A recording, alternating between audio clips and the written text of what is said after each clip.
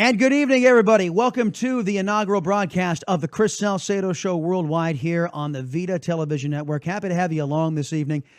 Since many of you have never heard of me before and never seen me before, I thought I'd start off with a round of introductions, give you a basic background on who I am, where I've been. I started out my career out in, I was born and raised in Southern California, the People's Republic of California. I got to Texas as soon as I could, the land of milk and honey, home of the free, freest state in the union as far as I'm concerned. I did spend some time in Washington, D.C., and I guess my background work-wise, I started out in music radio, ended up getting into news radio, then got into news on television, and then got here to opinion in radio and opinion in television. And I think this is important to tell you guys. Not only am I a Latino, I'm a conservative. And I will tell you that up front because I want you all, whether you agree with my politics or not, I want you all to know where I come from. Now, you're going to hear me use this phrase quite often, that this show is the antidote to the basket of biased press. Now, what is the basket of biased press? Well, it's a play on the last election cycle. You remember Hillary Clinton, the Democrat nominee for president, called those of us who weren't voting for her a basket of deplorables. Well, we disagreed. But we kind of had a little fun with that because those who are the biggest cheerleaders for Democrats, and Mrs. Clinton in particular, are those in the press. They are a basket of liberal bias, hence the phrase basket of bias. I will always tell you my opinion through a conservative lens, and I'm not going to lie to you and tell you that I'm objective because at this point in my career, I'm not. I'm giving you opinion. So we'll always be honest with you. We'll tell you the news of the day, and we'll tell you what we think about it. You're not going to get that same treatment from the press. The press will try to tell you with a straight face that they are giving you fair and objective news. Very few are these days. They have a liberal bias, and that's something you need to know. Now, would I have more respect for them if they came out and they said, well, yes, we're going to give you the news through a liberal prism because we're liberal biased? Would I have respect for them? Yes. But then, of course, they wouldn't be news anymore. Because something you guys have to know, real journalism is fair and straight down the middle. And only a few people out there are doing it. We hope to get some of them on the program so you guys can meet them yourselves. Since I haven't been on the air on the Vida television network anyway, because we do have radio shows, and I'll tell you how to get in touch with those a little bit later on in the program. But since I haven't been on the last, couple of weeks, when big news has been hitting, I thought I would start a little backtracking here, go back in time and comment on some news of the day. That guy right there over my right shoulder, you might recognize him as Jimmy Fallon. He was commenting on something on his show. They're not taking care of you. They're taking care of the people who give them money, like insurance companies. Most of the Congress people who vote on this bill probably won't even read it. And they want us to do the same thing. They want us to treat it like an iTunes service agreement. And this guy, Bill Cassidy, just lied right to my face. Okay, he's talking about Graham Cassidy. Graham Cassidy was the latest fake repeal from the Republican Party. Now, why do I call it fake repeal? Well, here's the big reason, is that Graham Cassidy still continues to take Obama taxes out of your pocket. You see, if the Republican Party signs on to Graham Cassidy, they'll be admitting that government has a place between you and your doctor. Now, I mean, it is, if they're going to take the money from you, the Graham Cassidy plan, which gives the money back to the states, it's the best of the worst, I suppose. It does give you a modicum of local control, but it puts government smack dab in the middle of you and your health care, and I don't believe it belongs there. And I don't believe the Republican Party, which is supposed to be conservative, should actually be doing that kind of thing, but they are. And not to put too fine a point on this, ladies and gentlemen, but the Republican Party couldn't even pass fake health care. Yes, I said it. Fake health care. They couldn't even get that passed after 7 years of promising to repeal that travesty known as Obamacare. We'll be talking more and more about health care in the coming weeks, I am sure. Jimmy Fallon was also correct about the fact that those individuals on Capitol Hill, this is Democrats and Republicans, they have one master. What I call the traitorous insurance companies. And why do I call them the traitorous insurance companies? I call them that because they jumped in bed with Barack Obama to force you to buy their products. And not only their products, but terrible version of their products. They gave you less and they charged you more. There are other news issues the last couple of weeks. You might recognize this guy, the President of the United States. He was at the United Nations recently.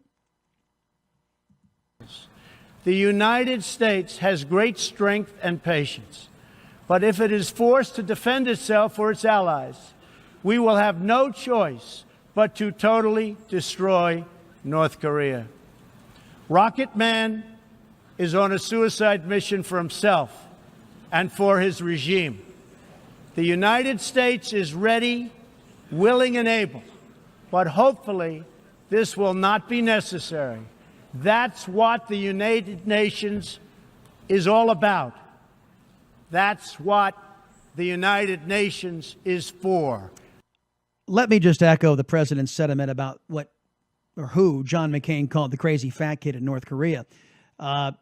If they continue down this road, they will be destroyed because there is no getting away. You start threatening the West with nuclear weapons.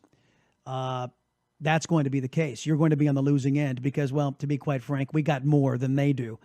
Now, he talks about the United Nations, and he talks about destroying North Korea. Now, how many people's panties got up in a twist over all of this? A lot of men on the Democrat side really were upset about this. But I want you all to consider, what have we been doing these last, 30 years with North Korea? Several administrations, most of them Democrats, have punted on North Korea. They've tried bribery. They've tried diplomacy. And what did that get us? It got us the most dangerous weapons in the hands of a madman. Now, there's a guy named John Garamendi. Many of you guys won't know that name. He's a Democrat congressman from California who got on the floor of the U.S. Congress here recently, last couple of days, I think, and said, we need to start diplomacy. Man alive, dude, we've been doing that for the last 30 years. The definition of insanity, ladies and gentlemen, is to continue to do the same thing over and over and over again and expect a different result. And that's exactly what we'll get with North Korea if we continue down this road. The Trump administration, many are rationalizing, excuse me as I set a timer here, I got to, watch and make sure that we are on time here on the Vida television network. They're very insistent on that. Anyway, those inside who are the Beltway are advocating for more diplomacy. They're the ones who got us into this mess to begin with. They're the ones that allowed the most dangerous weapons to get into the hands of insane people. And don't think that this same metric isn't at play with Barack Obama's Ayatollah Obama nuke deal. It's the same concept, and it's going to end the same way with the number one state sponsor of terror in possession of a nuclear weapon. Speaking of which, President of the United States had plenty to say about that at the United Nations as well. The Iran deal was one of the worst and most one-sided transactions the United States has ever entered into. Frankly, that deal is an embarrassment to the United States, and I don't think you've heard the last of it, believe me. Yeah, it was an embarrassment. By the way, that's the ambassador from the Iranians sitting there watching all of this. It was an embarrassment. It was just an excuse for Barack Obama to get billions of American taxpayer dollars into the hands of the Ayatollah Khomeini and his murderous regime. The nuke deal, what you have to know about this, is it not only will pave the way for the Iranians to be a nuclear power unrestricted just outside of a decade, but while they're waiting, while they keep all of their nuclear infrastructure, while they keep nuclear material just below weapons grade in an oxide, they are going to continue to develop intercontinental ballistic missile technology. Now, the government negotiated under Obama and John Kerry, they negotiated language in this agreement that said this: we call on Iran not to develop nuclear weapons. Didn't say prohibit, said we called on them.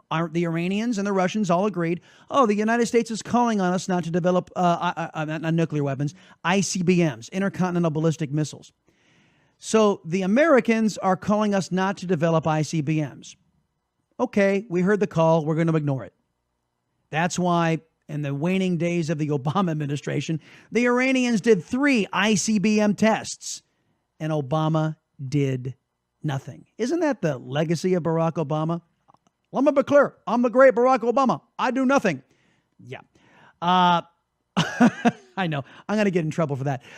Next has to do with, well, something else going on. The problem in Venezuela is not that socialism has been poorly implemented, but that socialism has been faithfully implemented. That's a beautiful concept, isn't it? When was the last time you heard a president, Republicans included, talking about the virtues of capitalism and condemning communism and socialism?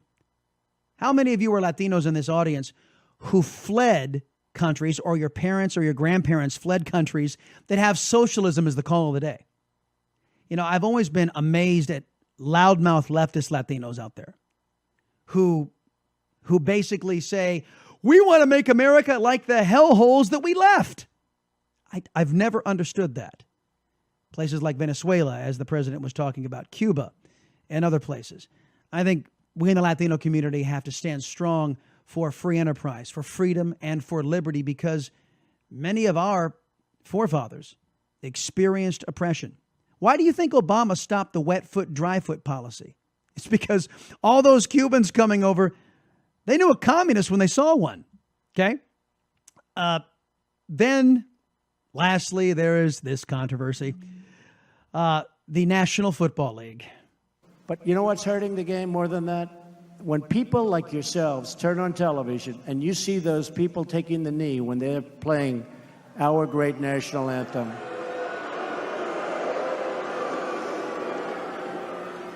The only thing you could do better is, if you see it, even if it's one player, leave the stadium. I guarantee things will stop. Things will stop. Just pick up and leave.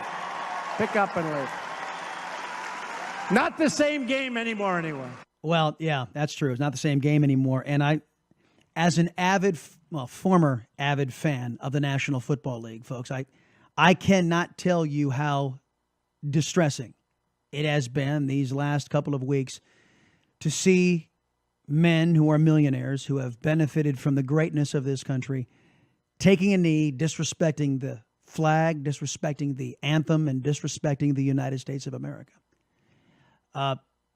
The National Football League, in condoning this action, is complicit. The National Football League continues to allow these players, instead of setting standards, which I believe the NFL, well, they have rules all over the place that they enforce.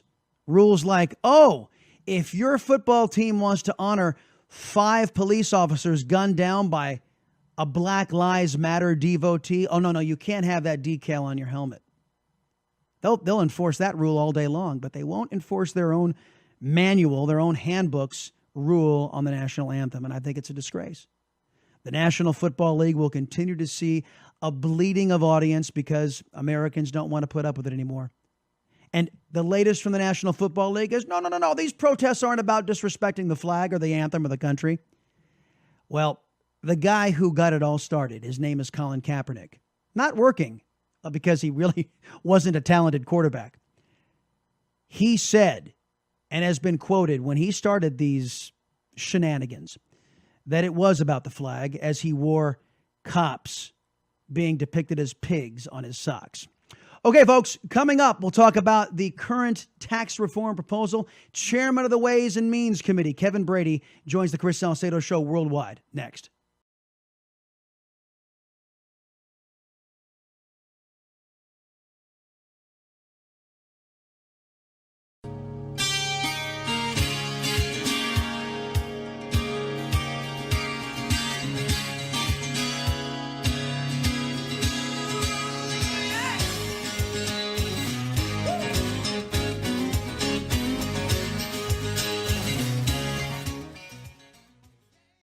All right, welcome back, everybody. The Chris Salcedo Show. I want to clue you in on how you can get in touch with the program, should you so desire, anywhere we happen to be on the planet, whether it be on radio or on television, at Chris Salcedo TX on Twitter, at ChrisSalcedotx. You can find all of our links, radio, television, right there at chrissalcedo.com, CHRISSALCEDO.com. All right, let me bring on our guest today, Congressman from the great state of Texas, the 8th Congressional District out there, and the chairman of the Ways and Means Committee, Kevin Brady. Sir, welcome back to the Chris Salcedo Show.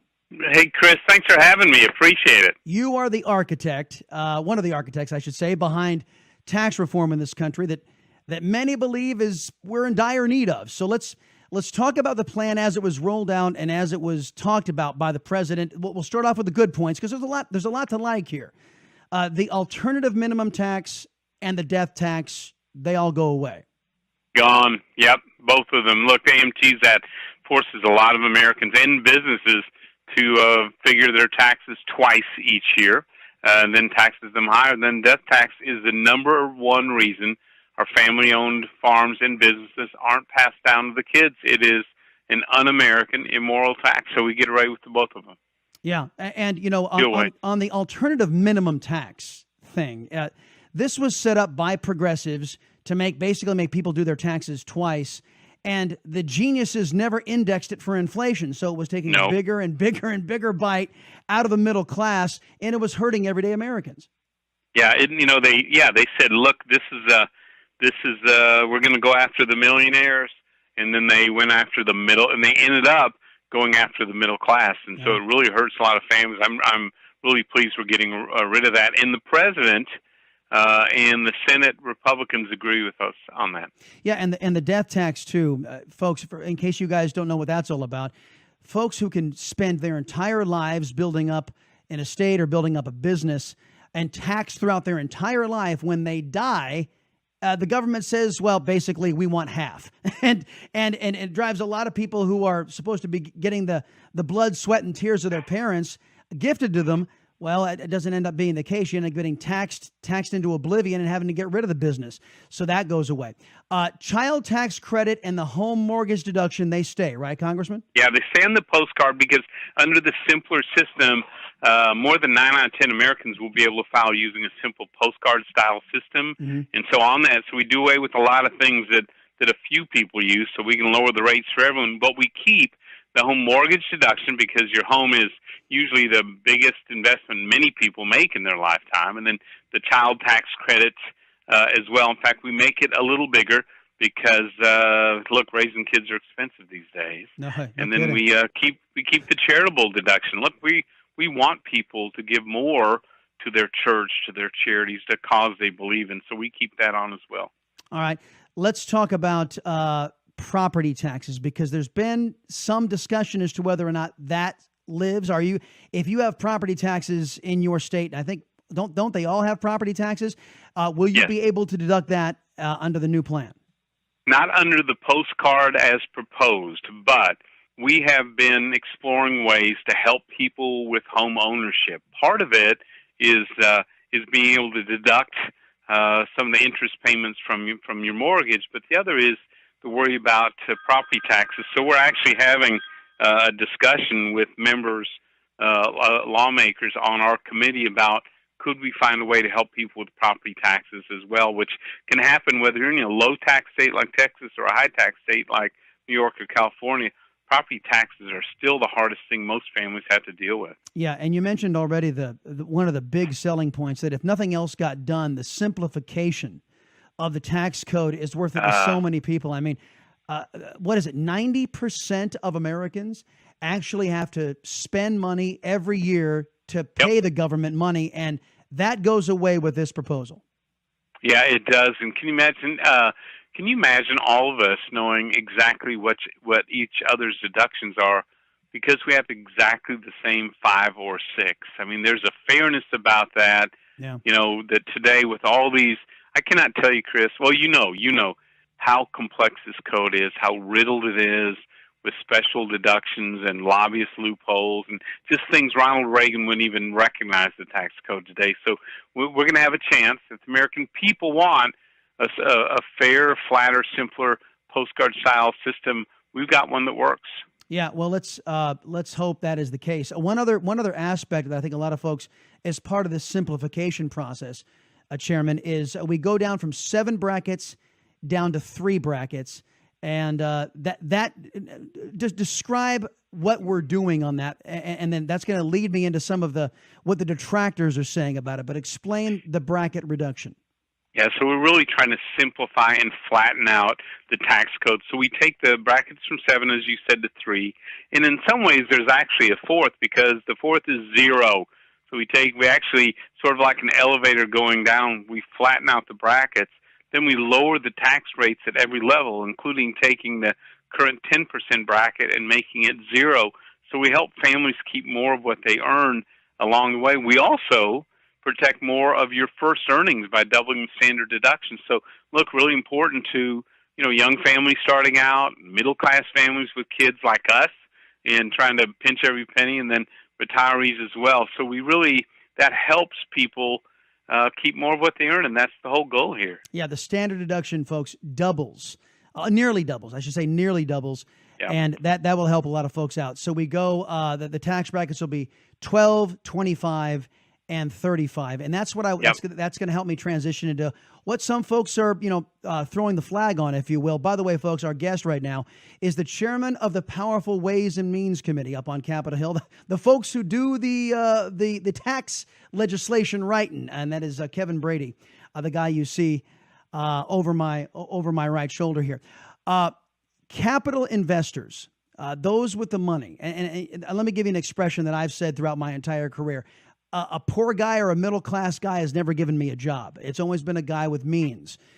Some are saying that when only giving from a 39.6 rate reduction down to 35, that those who have the capital investment, those who could really get this economy humming, they're not given as much incentive to invest in the economy because all of the other deductions are going away. How do you respond? So look, we want growth. The whole goal of this is we want to grow jobs, and we want to grow paychecks, and we want to grow the U.S. economy. And while we're doing that, leapfrog America from 31st in the world in competitiveness in the top 3. So we're the best place on the planet for that next new job or that next new company or the next new headquarters. And so part of that is encouraging Americans to be able to invest. Part of it is by lowering the rates so you have more money, whether you're saving it or you've got kids you need to save college for, or you can invest it back in the economy. That's critical. We want to make sure you're rewarded for investing into the local community by lowering the rates on savings, investment, capital gains. That wasn't really laid out in the unified framework. That's going to be left to the Ways and Means Committee and then our counterpart in the Senate Finance. But we're working hard to try to create the right incentives so that when you get that dollar, as you know, you only can do 3 things with it. You can spend it right away. You can save it, which is good for you and really good for the economy. You can invest it back into the economy. That is good for you and great for growth. And so we want to make sure we get the incentives right. Yeah. Do you think the removal of the AMT, the removal of the death tax, and many are classifying a modicum rate reduction for the high earners in our society, that will be enough for the stimulating of the economy? Because as you and I both know, Congressman, the middle class, half the middle class doesn't pay taxes right now. Yeah, I think it is because, one, lowering those rates at every level is incredibly helpful. Getting the junk like AMT out of there and the death tax, which, look, very wealthy people don't pay that. They got legions of accountants and attorneys and foundations. That's family businesses and farms, the ones actually creating jobs. And so getting that out of the economy, that's really helpful as well. And so, there are some other things. For example, we wish the Senate, Republicans, would have delivered on repeal and replace Obamacare, because that has $1 trillion of tax hikes you and I want out of the economy. Unfortunately, it's still in there. Don't get me started on health care. I know, I'm sorry. But good grief. Well, that's a different discussion for a different day. There's another bit of terminology, and if you have the president's ear, maybe you can ask him about this. And I said this on the radio show just the other day, and I was echoed by none other than Rush Limbaugh. I was pretty proud about that. Good for you. This idea of paying for tax cuts, this assumption that every drop in tittle of government spending is somehow justified. And Congressman, you and I have had this discussion before, that if you think that $3.84 trillion in spending annually, you can't find, the government can't sacrifice I got a bridge to sell you. So I guess that the broader question is this: can we change the terminology and at least as far as the conservatives and the Republicans on Capitol Hill are concerned, get rid of this focus on paying for tax cuts? The impetus needs to be changed by the American people give our elected leaders X amount of dollars, and it's up to our elected leaders to live within that budget. That's what an employer-employee relationship looks like.